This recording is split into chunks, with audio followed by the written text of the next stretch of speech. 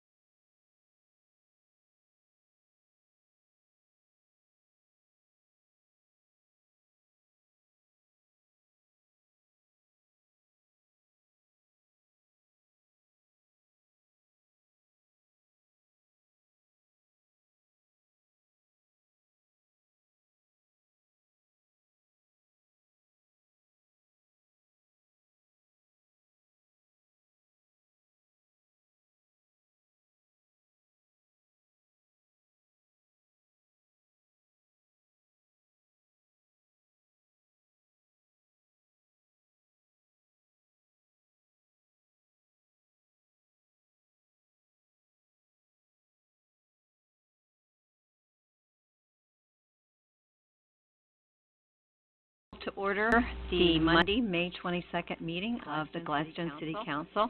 Welcome all of you here in attendance. If you will rise for the presentation of the colors.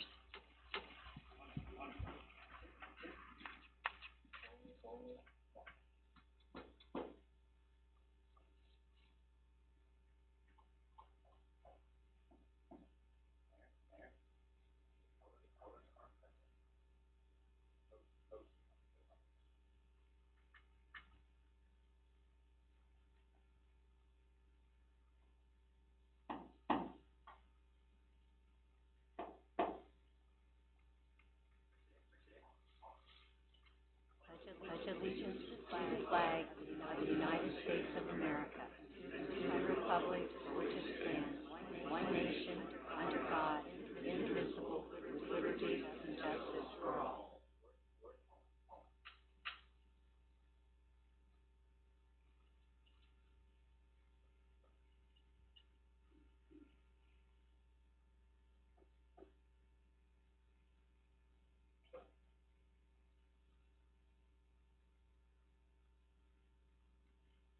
Please be seated.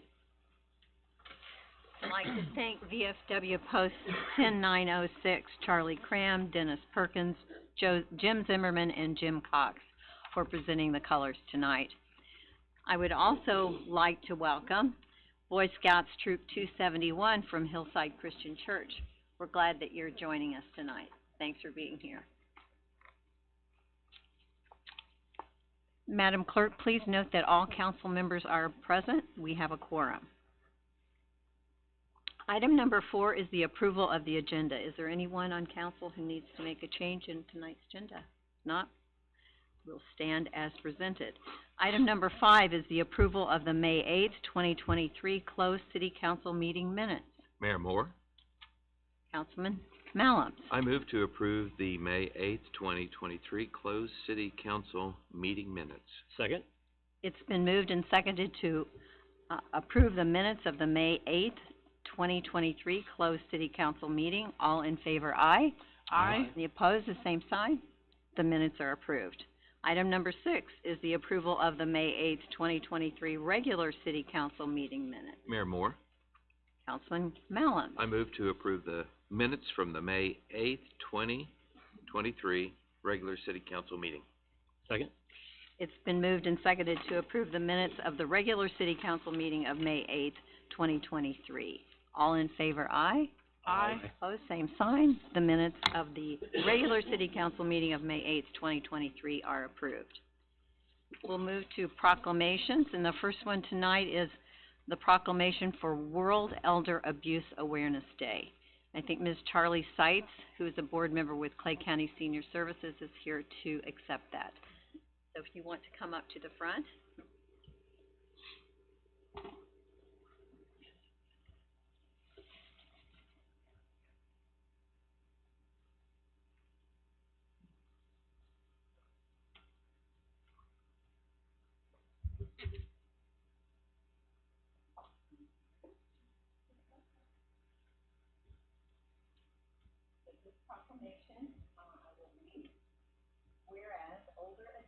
deserve to be treated with respect and dignity to enable them to serve as leaders, mentors, volunteers, and vital participating members of our community.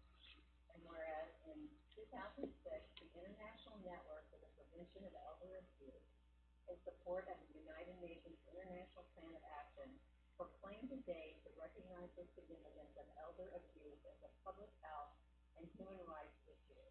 And whereas 2023 marks the 17th annual World Elder Abuse Awareness Day, this recognition will promote a better understanding of abuse and neglect of older adults.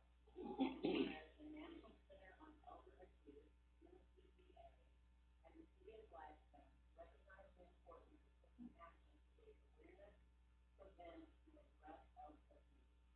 And whereas as our population grows longer, we are presented with an opportunity to think about our collective needs and future as a nation. And whereas recognizing that it is up to all of us to ensure that proper social structures exist so people can retain community and societal connections, reducing the likelihood of abuse. And whereas preventing abuse of older adults through maintaining and improving social supports like senior centers, human services, and transportation will allow everyone to continue to live as independently as possible and contribute to the life and vibrancy of our community. And whereas where there is justice, there can be no abuse. Therefore, NCEA urges all people to restore justice by honoring older adults and join us in our engaging and empowering movement of putting an end to abuse. Now, therefore, I, Jean D. Moore, Mayor of the City of Gladstone, Missouri, on behalf of the members of the Gladstone City Council and all Gladstone residents, do hereby proclaim June 16, 2023 as World Elder Abuse Awareness Day in Gladstone, Missouri, and encourage all of our communities to recognize and celebrate older adults and their ongoing contributions to the success and vitality of our country. Beautiful. Thank you for being here. Is there something you'd like to say? Well, I just want to say thank you to every seasoned adult in our community, in our county, and thank you very much for this. And on behalf of the board and our staff at Missouri, Thank you. Mm-hmm.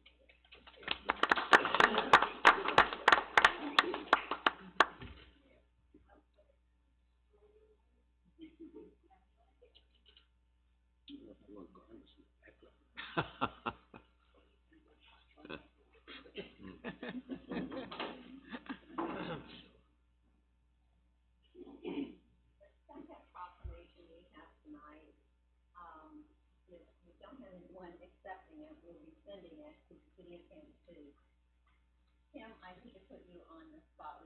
Would you mind, Tim Nevergall, our Director of Public Works, is the genesis of this proclamation. So can you just give us a little background and then I'll read the proclamation?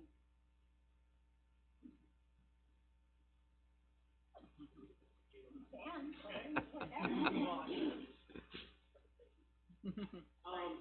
That's okay. About a month ago, City of Gladstone had a very large water main break at Inglewood and North Broadway. That 20-inch water line served basically all of Gladstone. And what happened, we were scrambling to find parts. So 20-inch main is not a standard size right now, and just like everything else, you can't just order it because it's on the shelf. There's a lead time. And we were fortunate enough to have Kansas City next door provide us with materials. We purchased the materials that they had them on hand. We also had to, when we were done with the restoration, we had to send the water samples out for testing. Well, Kansas City opened their labs twice for us on the weekend to allow us to drop those samples off on a Saturday morning, which allowed us to remove that boil advisory by Monday. Otherwise, it would have extended into the following week. So, with that, I asked the mayor and the council if they would do a proclamation thanking Kansas City for being a good partner. I will say that our partnership with Kansas City Water Services is the best it's ever been right now. And thank you, council, for allowing us to put this under.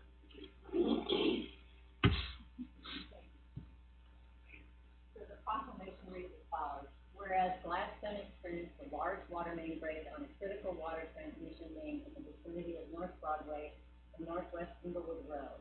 And whereas the water main break resulted in extended disruption of water service to approximately 100 customers in the general area and had the potential to impact many more. And whereas due to the depth and material of the water main, specialty materials and equipment were required to complete the repair. And whereas the Kansas City Water Services Department generously provided specialty materials, locate services, and after-hours laboratory services to help Gladstone complete the repair and safely place the water transmission main back in service. And whereas this level of commitment and display of generous spirit by the Kansas City Water Services Department denotes a high degree of professionalism and dedication to the welfare of all people. And whereas the response of the City of Kansas City and its team of professionals during this time of need is greatly appreciated by the Gladstone City Council and its citizens of Gladstone. Now therefore I, Jean D. Moore, Mayor of the City of Gladstone, Missouri, on behalf of the members of the Gladstone City Council and all Gladstone residents, extend our heartfelt gratitude. Signed this 22nd day of May, 2022. I think this just goes to prove how important partnerships are. Partnerships with Kansas City, partnerships with any of the municipalities in the area. That's what makes it possible for us to get work done in a timely manner in this second.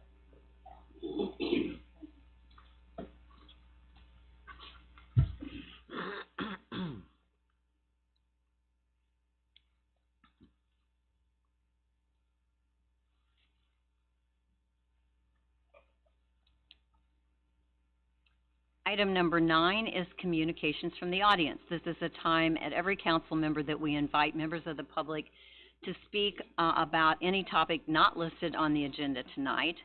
Is there anyone in the audience who would like to present before the council this evening?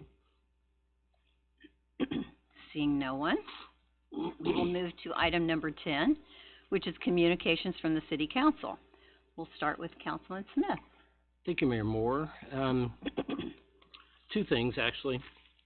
I would like, I'm sure you've all seen recently, Kansas City eliminated the requirement for alcoholic beverage, permits. Just wondering if the council would be willing to ask Councilor to perhaps explore, whether that's a statutory requirement for a third-class city, what it would take for us to eliminate that permit requirement. The thing is here's what's happened, is you go to work somewhere, they do a background check on you that you have to take to public safety, pay $15, you get a card, and it's good for 3 years or so.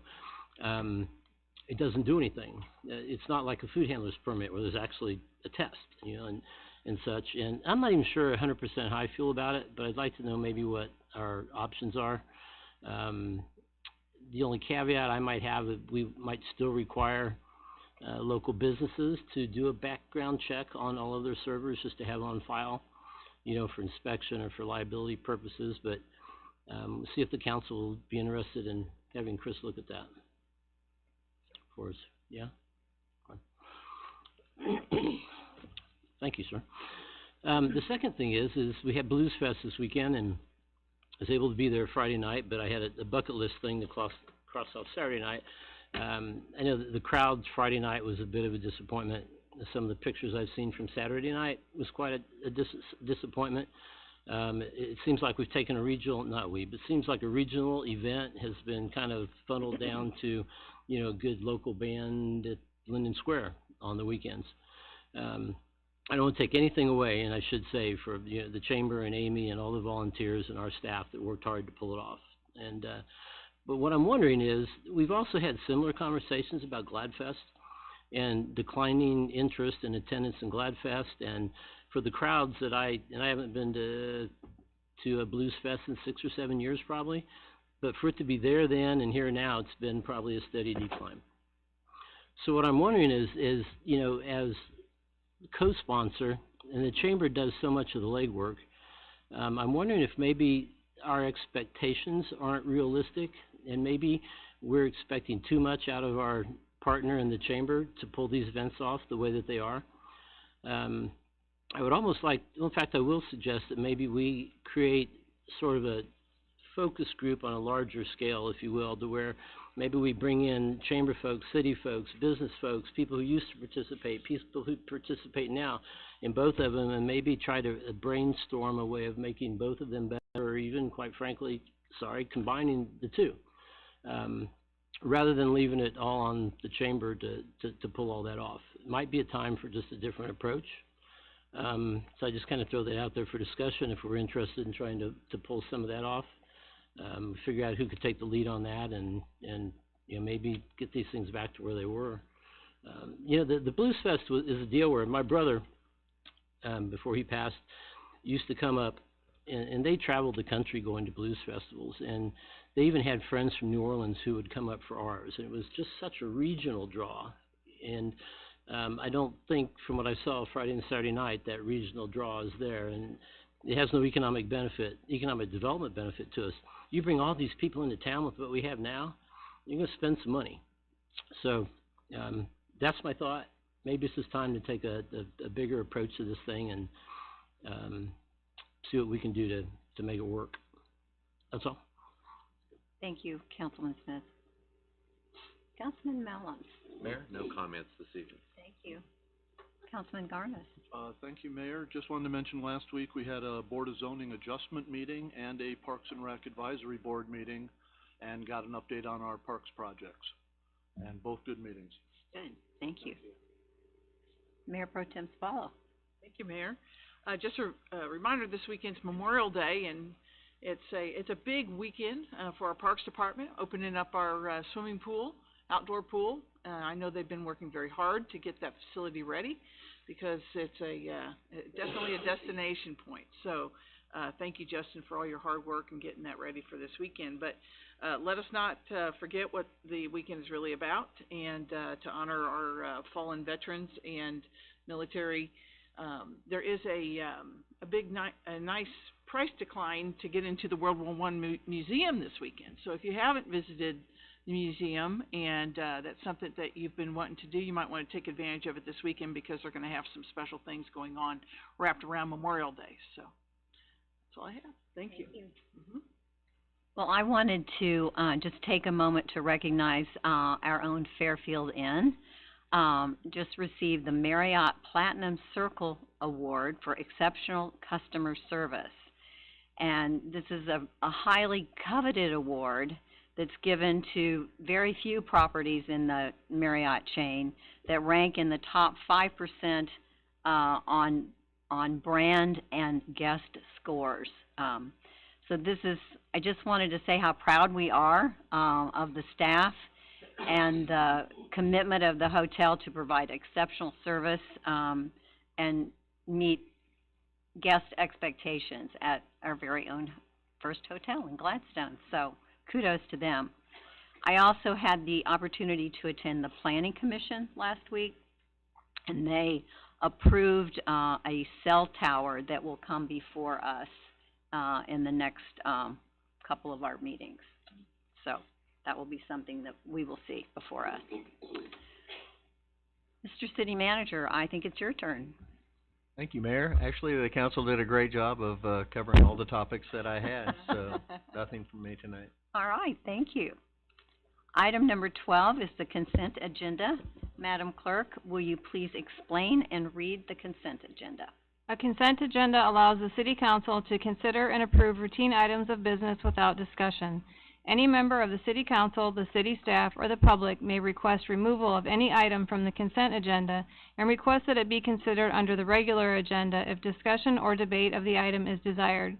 Items not removed from the consent agenda will stand approved upon motion by any council member, second unanimous vote, to approve the consent agenda as published or modified.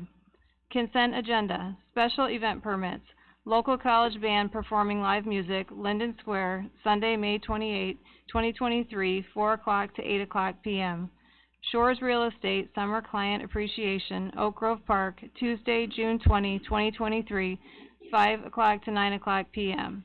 Good Shepherd GS Disc Golf, Church hosting Professional Disc Golf Association, PDGA, Flex Start Disc Golf, Tournament, Hobby Hill Park, Friday, June 30th, 2023, 12 o'clock to 6 o'clock p.m.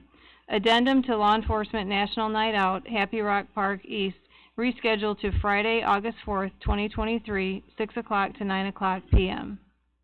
Thank you. Is there anyone in the audience that requests a removal of any item from the consent agenda for discussion? Anyone on council? Staff? I will entertain a motion. Mayor Moore, Councilman Malum. I move to approve the consent agenda as it was presented. Second? It's been moved and seconded to approve the consent agenda as presented. All in favor, aye? Aye. Opposed, same sign. The consent agenda is approved. Item number 13 is a public hearing on the budget fiscal year for 2023-2024. So we will open the public hearing. We will first hear from the staff and then let anyone in the audience who is in favor and then opposed, and then we'll close the hearing. Mr. Curso, thank you for being here. So I'm gonna preface this tonight by basically saying that, there were two major changes, I guess we could call it, from the previous study session. The one change in the revenue is we did go ahead and factor in, the estimated amount on the additional 3% marijuana money. And what we wrote with that was, the reasoning for that was, 3% would go to fund a, fire EMS vehicle lease purchase, and we just kind of continue that on through 5 years. The other change associated with that is we've also added the lease purchases into this presentation. So you will see those two changes within this. And please let me know if you have any questions.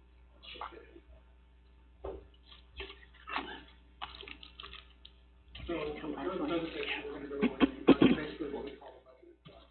So general fund, community center, public safety sales tax fund, capital equipment replacement fund, non-forward security fund, capital equipment program, which is capital sales tax fund, transportation sales tax fund, and summary questions and how that's done.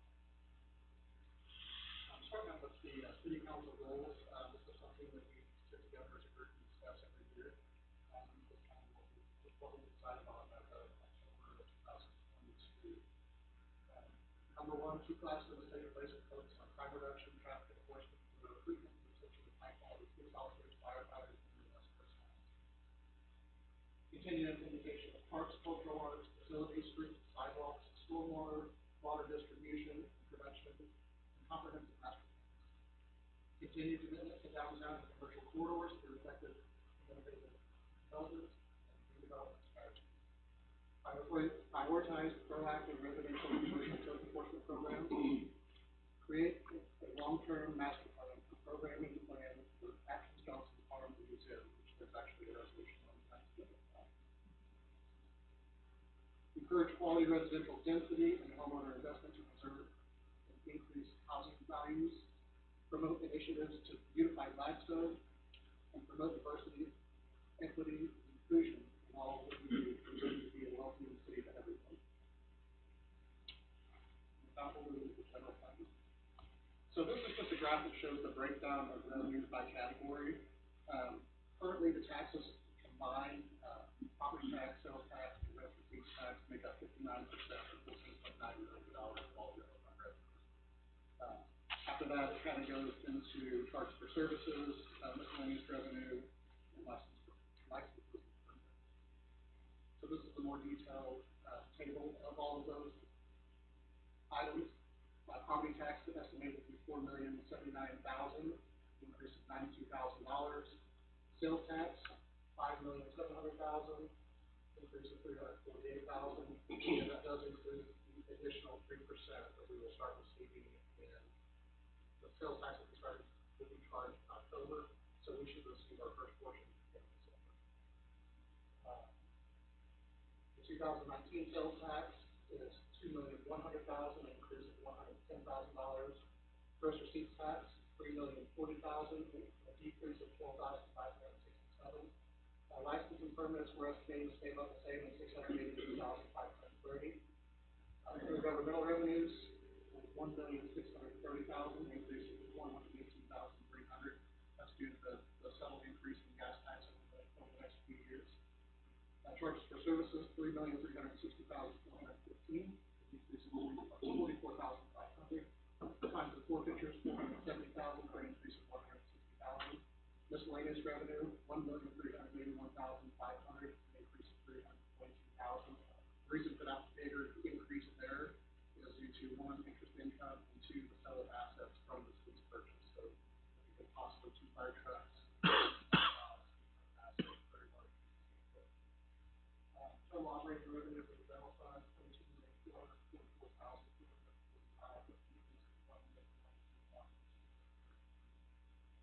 Net proceeds, for the proceeds, $1,625,000. Again, that will go for, possibly 2 fire trucks, ladder, pumper, as well as, of course,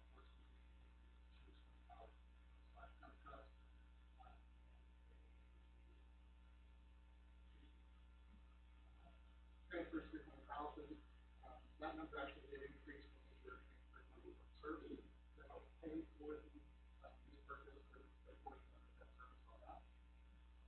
Equity transfer $443,470, increase of $2,035. Operating revenue $2,316,000. Total revenue for the general fund $24,812,960. Slide is just the different categories. The largest by far is personnel, 63%. Normally that number is running closer to 70%, but with the lease purchase, there's $2 million in capital. So, actually, I believe it worked out to about 70 or 67%. Just what the operating team. So personnel is the largest part. Services 15%, supplies 5%. And this is operating expenditure by department. Police and fire are the largest two departments, followed by parks and public works. So additional detail on this. General administration, $1,292,235, increase of $100,774. Finance, $1,698,879, increase of $112,542. Police, $6,431,665, an increase of $425,282. Fire and EMS, $1,437,729, increase of $251,258. Public Works, $2,411,558. Community Development, $828,958. Parks and Recreation, $2,494,281. And non-departmental, $1,044,043.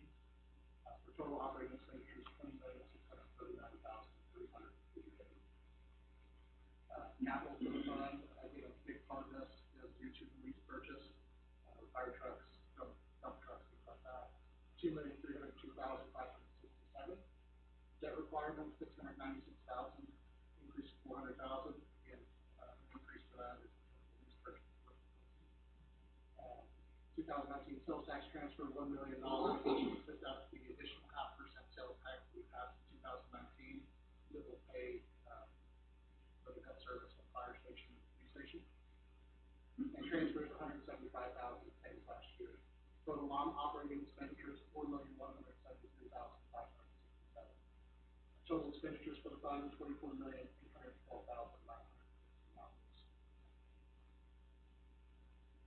Forgot to put the fiscal years on there, but the column farthest to the right will be fiscal year 22. So starting, beginning funds available for the fund, $4,579,993. Total revenues, $24,812,915. Total equity adjustment, $443,470, gives us net funds available of $28,939,438. Total expenditures for the fund, $24,812,915. Gives us ending funds available of $4,136,523.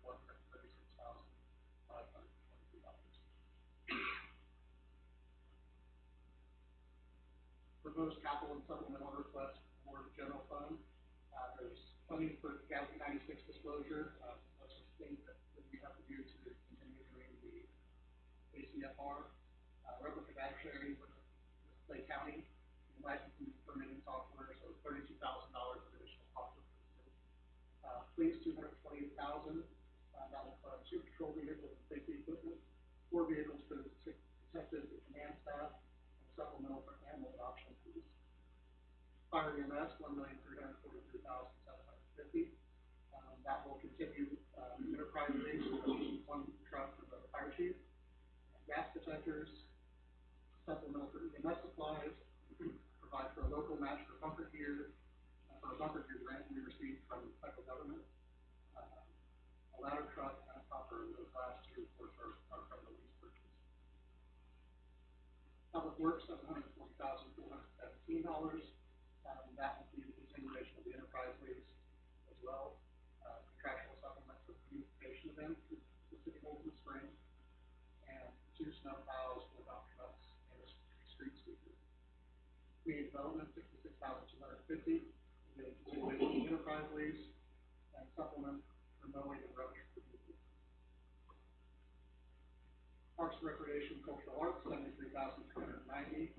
Again, continuation of the enterprise lease, theater in the park, production stipend, tree removal, supplement for contractual gardener, funding to repair the play structure at Holly Hill, and the supplement for Lincoln Square concert series.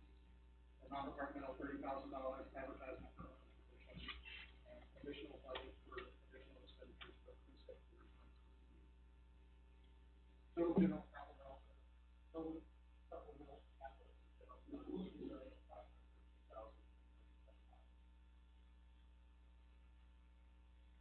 moving on to the community center. So the community center, their main source of revenue is parts of the service from the auditorium. Then go to sales tax. So additional information on the revenue structure. $1,050,000 sales tax increase of 60%. Parts for service of the center auditorium, $1,290,250, increase of 85,919. Facility rental increase of 25,000 for a total of $212,000. Intergovernmental revenue $100,000 for a total of community center auditorium $2,702,250. Total outdoor pool charges for services $271,000. Facility rental $72,000. Total revenue for the outdoor pool $343,000. Total operating revenue for the fund $3,095,250 for an increase of $250,000. Intergovernmental revenue for the fund $525,000, same as last year. ARPA, we are doing $500,000 in ARPA for fiscal year 23 of $1 million. This will provide for $500,000. The capital on this one is ARPA by December 31st, 2023. Miscellaneous revenue $29,850. Transfers in $785,550 for total non-operating revenue $1,840,400. Total revenue for the fund $4,935,650. This is just a breakdown of the expenditures for the fund. As you can see, the debt requirements are a very large portion of the fund, about 50%, 48%. After that, mandatory and community center close to the top. The detail of the community center fund expenditures, $959,780. Auditoriums, $1,011,475. Outdoor pool, $190,503. Non-departmental expenditures, $154,039. And the non-departmental expenditures, what that is just general expenditures that kind of affect the whole entire fund. That are hard to segregate out, so like insurance, property liability insurance, is the main expenditure. Total operating expenditures, $2,250,790. Proposed capital for the fund is $100,000. Debt requirements, $2,261,064,000. Transfers, 0. This is total non-operating expenditure, $2,361,000 for a $4,676,797. Balance of funds available for the fund, starting fund balance, $1,021,558. Total revenues, $4,935,650. Business net funds available, $5,957,208. Expenditures, $4,676,797. Business continuing fund available, $1,280,411. Proposed supplemental and capital requests for the fund include additional monthly cost of cable and janitorial, services and supplies. Also the replacement of the lane lines with the competition pool and dive well, along with painting and prep of competition pool and dive well. Total capital supplemental for community center, $126,747. Public safety sales tax, funding for the comes from a quarter cent sales tax. The sales tax is the main revenue stream, $1,050,000. Similar to the community center. Miscellaneous revenue transfer to $26,000. Total operating revenue $1,077,000. $9,500. Net proceeds are not budgeted for this year. The equity transfer from the previous year is the completion of the radio project that we started, I believe, in 2000.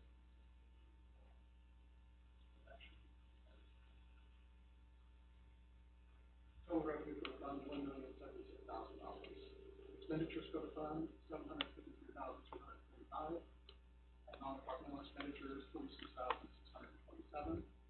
This is total total operating expenditure, $799,872. Total capital for the fund, $100,000. And debt requirements, $407,000. Beginning funds available, $335,275.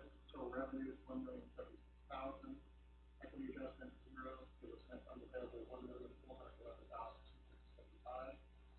Expenditures for the fund, $1,006,872. Give us new funds available, $404,803.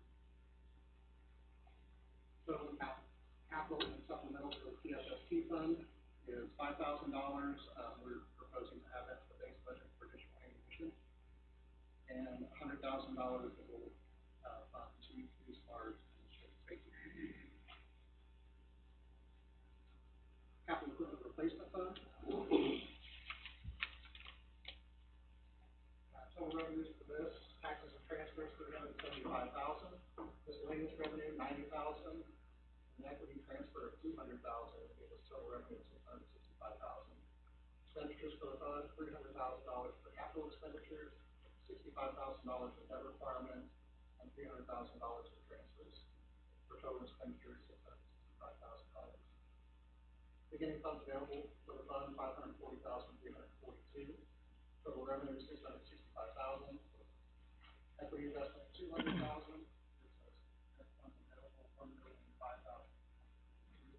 Total expenditures for the fund, $665,000.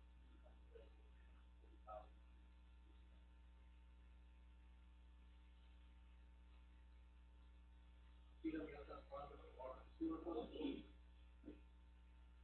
Water revenues, water sales, water consumption, $4,516,677, increase of $181,177. That's due to the increase in, we'll discuss that shortly. We did have the public hearing for water and sewer rates a month ago. Those rates were approved through the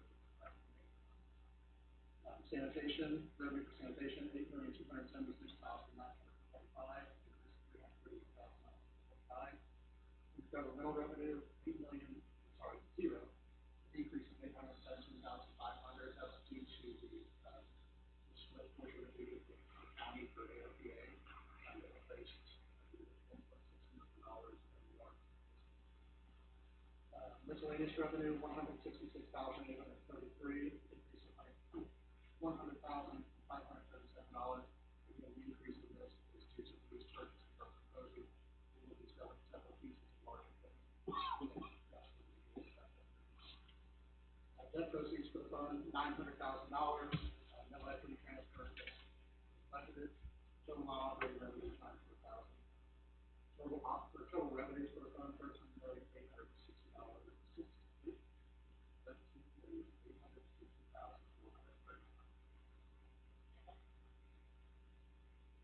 Expenditures for the fund, $1,513,371 in water production. Water operations and maintenance, $1,201,736. Now, these two items appear to be going down, but remember that we've had several water main breaks, repairs at the basin and several other budgeted items this fiscal year. So from the proposed 2023, these numbers are going up. Due to those repairs, they will be increasing from the sewer collection, $488,032, increase of 2,089. Non-departmental, $7,853,729, increase of 2,083,851. This is where the sewer payments in the city are, so that's where the associated increase for this location. Total operating expenditures for the fund, $11,056,868. Capital and supplemental for the fund, $2,215,567, increase of $305,567. Net requirement, a decrease of $1,056,000. Lease purchases and the 2010 revenue going forward. You are considering proposing a new possible participation money on this year will help restart the water master plan. That is a state. Net requirements, $538,000. Transfers from the fund, $50,000. Total bond orders and expenditures, $2,803,567. Total expenditure for the fund, $13,060,000. Now, funds available, starting balance, $2,443,933. Revenues, $13,860,135. No equity adjustments budgeted for this fund. Total net funds available, $2,304,388. Total expenditures for the fund, $13,860,435. Which is funds available, $2,443,933.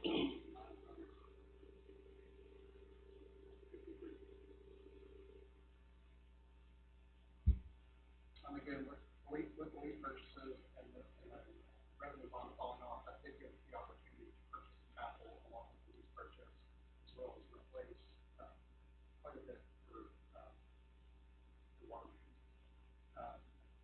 Staff is proposing an increase of $100,000 to provide for chemicals, for additional chemicals, $35,000 for the wellfield aquifer study, $15,000 for flow test to the well, an additional $20,000 for line sludge removal, dump truck, plow, and spreader, $133,000 that will be funded by the lease purchase. Concrete saw, additional rod, water meters, $50,000, CDL training, $6,000, cost of painting and CDL is greatly increased from $50,000 to $2,000. Water main replacements, $1,295,934. Service line inventory of $200,000. These next few items will be funded by this purchase: skid loader, $85,000, a Vector truck, $575,000, mini excavator and trailer, $100,000, and we will continue to lease vehicles with their price per car of $26,000. In the sewer division, an additional $20,000 is being added for the additional cost of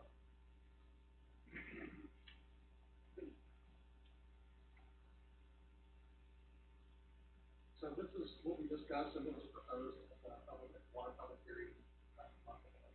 So the current usage, as I should say, the free usage is $4.90 per 1,000 gallons. May 1, that changed to $5.10 per 1,000 gallons. The monthly service charge was $9.27. The proposed sewer. Previous rate was $11.50 per thousand gallons, the proposed change is $12.20 per thousand gallons. And the service charge went from $16.50 to $17.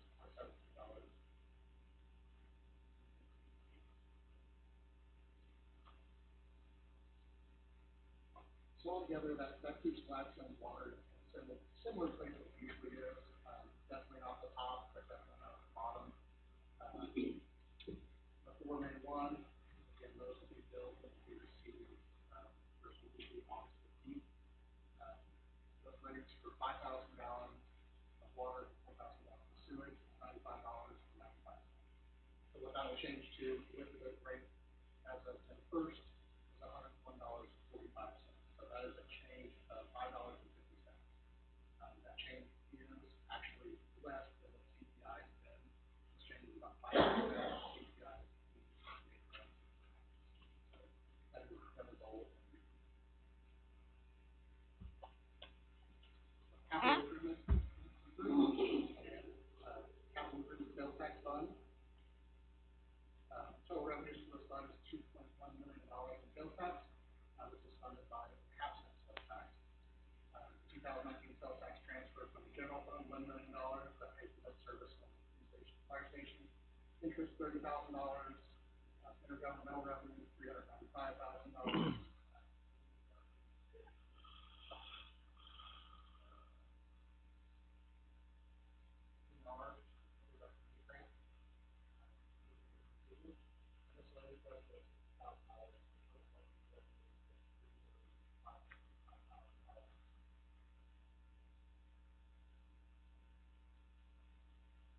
Just to kind of summarize this fund, there is a lot of debt service that comes out of this fund. We can take advantage of that to the rates.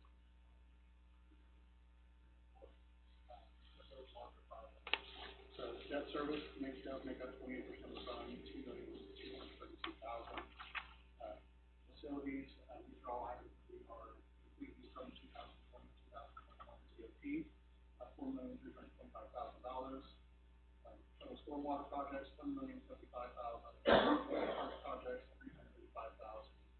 Transfers, $1,000,000. Funding for yards is also $1,500.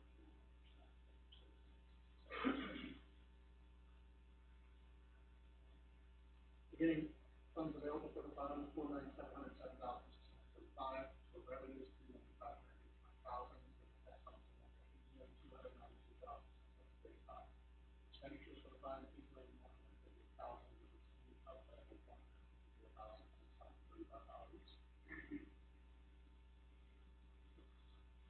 So this slide is a 5-year proposed plan from CIST fund that was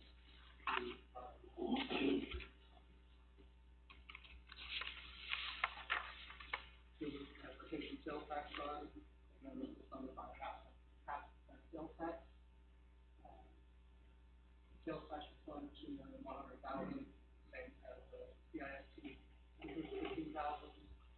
Transfer to the general fund, $150,000. Fund for the special road district, $350,000. Intergovernmental revenue, $275,000. So roughly $3,090,000. Total debt service for the fund, $753,000. Total road projects proposed for the fund, $1,300,000. Sidewalk and trail projects proposed, $1,010,000 for total expenditures of $3,090,000. Beginning funds available for the fund, $50,709. Total revenues, $3,090,000. Net funds available, $3,120,709. Total expenditures for the fund, $3,090,000. Beginning funds available, $50,709. Here's the proposed 5-year plan for this next year.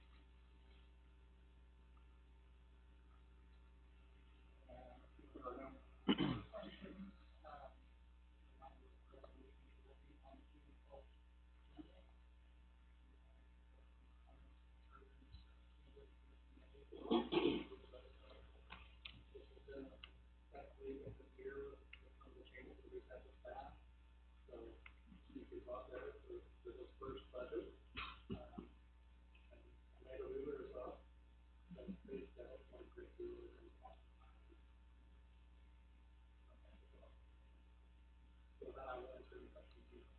Thank you, Dominic. Questions for Dominic? Councilman Garnos. You mentioned, on the lease purchase of vehicles, replacing the ladder truck. Has that decision been made to replace the ladder truck? Are we still looking at, exploring using pumpers instead of the ladder truck? We actually, had waited until the fire chief was on board so we could solicit, the input that he had. And I think given the money that we have, and the various options that we had, I think his best thought was to buy a lightly used ladder truck, and a new pumper. So I think that's, the route that we're leaning to right now. Thank you. Other questions? Nothing?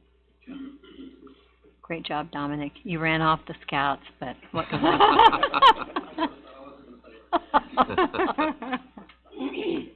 That's right. Is there anyone in the audience that wishes to speak in favor of the budget? Anyone opposed? If not, we'll close the public hearing. We'll move on to item number 14 tonight, which is Resolution R-23-16, a resolution authorizing the city manager to execute a professional services contract with Ballard King and Associates Limited in the amount of $25,000 for the implementation of an Atkins Johnson Farm and Museum event space feasibility study. Mayor Moore. We'll all remember this was on one of our council goals. Mm-hmm. Councilman Smith. Move we approve resolution R-23-16. Second. It's been moved and seconded to approve resolution R-23-16. Any discussion? All in favor? Aye. Aye. Opposed, same sign. Resolution R-23-16 is approved.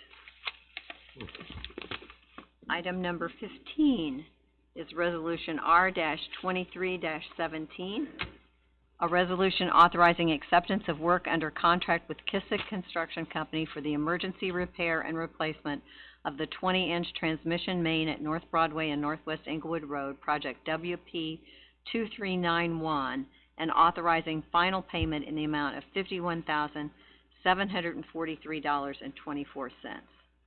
Mayor Moore. Mayor Pro Tem. Follow. I was waiting on that. I know you were. Sorry. That's okay. I move to approve resolution R-23-17. Second. It's been moved and seconded to approve resolution R-23-17. All in favor, aye. Aye. Opposed, same sign. Resolution R-23-17 is approved. Item number 16, resolution R-23-18. A resolution authorizing the city manager to enter into an agreement with Thermo Fisher Scientific for the purchase of a TruNarc handheld drug analyzer in the amount of $25,619. Mayor Moore. Councilman Garnos. Move to adopt resolution R-23-18. Second. It's been moved and seconded to approve resolution R-23-18. All in favor, aye. Aye. Opposed, same sign. Resolution R-23-18 is approved. Item number 17, resolution R-23-19, a resolution authorizing the city manager to enter into an agreement with Zoll Medical Corporation for the purchase of 2 auto pulse mechanical cardiac compression devices in the total amount of $39,500. Mayor Moore. Councilman Garnos. I'm sorry. That's fine. Councilman Mallon. That's fine. Mayor, Sorry about that. it's okay. Of all the people. I know, I'm frozen. Of all the people.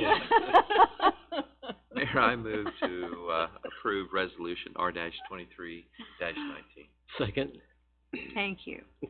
Been moved and seconded to approve resolution R-23-19. All in favor, aye. Aye. Opposed, same sign. Resolution R-23-19 is approved. And thank you, Councilman Malums, for that. Item number 18, other business. Is there other business to be brought before the council this evening? Seeing none, we are adjourned.